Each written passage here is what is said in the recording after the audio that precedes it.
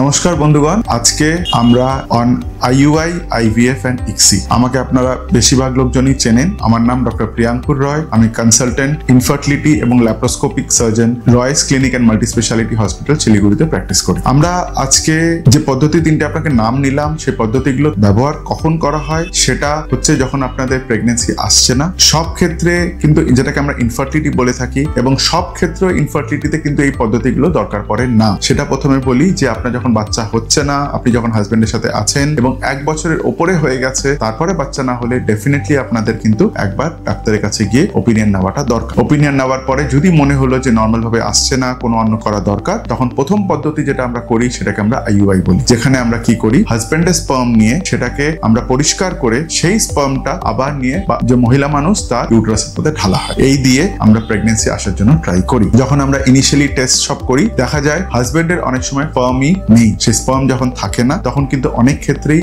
আমরা donor sperm বা অন্য কারো স্পার্ম নিয়ে, আপনাদের কনসেন্ট নিয়ে, তারপরে কিন্তু সেই স্পার্মটা ইউটেরাসের মধ্যে ঢেলে চেষ্টা করি যাতে প্রেগনেন্সিটা চলে আসে। তো আইইউআই, যার ফুল নেম হচ্ছে ইন্ট্রা ইউট্রাইন ইনসেমিনেশন, সেটা একটা পদ্ধতি যার দ্বারা আমরা প্রেগনেন্সির জন্য ট্রাই করতে পারি। এটাতে আমাদের মোটামুটি সাকসেসফুল আউটকাম 15 to 20% আমাদের আইইউআই দ্বারা হয়। তো আইইউআই, যেটা আবার বলছি, আমরা দুভাবে করতে পারি। একটা হচ্ছে হাজবেন্ডের স্পার্ম নিয়ে, বা আরেকটা হচ্ছে ডোনার বা অন্য কারো স্পার্ম দিয়ে করা যেতে পারে। যেই ডোনার স্পার্মটা তখনই করা হয় যখন হাজবেন্ডের স্পার্ম নেই বা সেখানে কোনো বিশেষ সমস্যা আছে, যেটা আপনাদের সাথে ডিসকাশন করেই তারপরেই আমরা এগোই। আইইউআই দিয়ে করেও যখন না হয়, আইইউআই পদ্ধতি আপনি ধরে নিন মোটামুটি আমরা লাইফ টাইমের জন্য 6 বার থেকে 12 বার ম্যাক্সিমাম করতে পারি। তারপর ওটা করতে হয় না। আর তারপরেও যদি না হয়, আমরা আইভিএফ এর জন্য শিফট করি। এবার আইভিএফ পদ্ধতিটা, যেটা সোজা বাংলা কথায় বলা হয় টেস্ট টিউব বেবি, এই জিনিসটা অনেকেরই আজকাল দরকার পড়ে।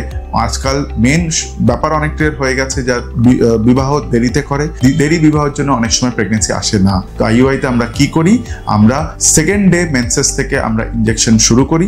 বা ডিম্বাণুতে ডিমগুলো সাইজগুলো আস্তে আস্তে করে বড় হয়। সেই অ্যাপ্রোপ্রিয়েট সাইজ যখন হয়ে যায়, তখন সেই ডিমগুলো আমরা ভ্যাজাইনা দিয়ে একটা আল্ট্রাসাউন্ডের দ্বারা আমরা বাইরে বার করি। ভয় পাবেন না, কোনো ব্যথা হয় না, কারণ এটা ইনজেকশন, ঘুম পাড়িয়ে ইনজেকশন দিয়ে তারপরই করা হয়। যে ডিমগুলো বেরোলো, তার মধ্যে আমরা হাজবেন্ডের স্পার্ম ঢোকাই বাই আ প্রসিজার, যেটাকে বলি আমরা ইক্সি। সেই ইক্সির দ্বারা যখন আমরা স্পার্ম দিই, অনেকের পুরুষ মানুষের স্পার্মের কাউন্ট খুব কম। আইভিএফ তার জন্য সবচেয়ে বেস্ট উপায়, কারণ যদি আমরা 8টা থেকে 10টা ডিম পাই, আমাদের শুধু ভালো স্পার্ম 8টা থেকে 10টা হলেই আমরা কিন্তু প্রেগনেন্সির জন্য ট্রাই করতে পারি। সেই যে ভ্রূণটা তৈরি হলো, সেই ভ্রূণটাকে আমরা ঠান্ডা করে রাখি ইনিশিয়ালি। তারপর 1 থেকে 2 মাস পরে বাচ্চাদানির মধ্যে জমিটা তৈরি করে আমরা সেই ভ্রূণটাকে আবার ভেতরে ঢালি। এখানে ভয় পাওয়ার কিছু নেই। কিছু ইনজেকশনস আছে যেটা আমরা এমব্রিও ট্রান্সফার বা ভ্রূণটাকে ভেতরে ঢালার আগে আমরা শুরু করি, এবং সেটা ঢালার পরে 1-2 সপ্তাহ কন্টিনিউ চলে। এখানে সাকসেসফুল আউটকাম কিন্তু খুব ভালো হয়। মোটামুটি ধরে চলুন 60 to 70% আমাদের আউটকাম হয়।